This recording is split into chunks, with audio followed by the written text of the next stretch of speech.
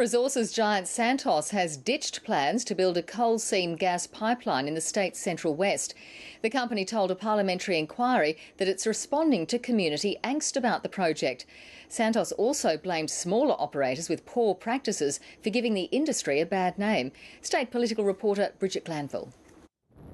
Coal seam gas is expected to generate $3 billion in royalties for the state over the next 20 years.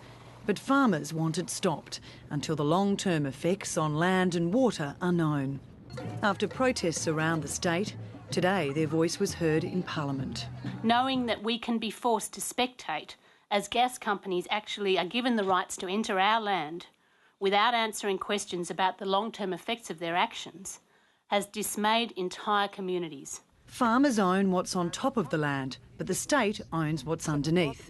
Mining companies have the right to explore any property for resources, and this is the main issue.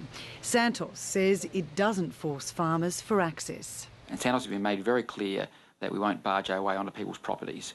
We believe, though, that the majority over time will see that we are a good operator, that we're a member of the community, and we can do it safely. But farmers say companies like Santos are rare. I commend those industry leaders for taking that approach. But we have to remember that there are still another 17 licence holders in New South Wales who haven't.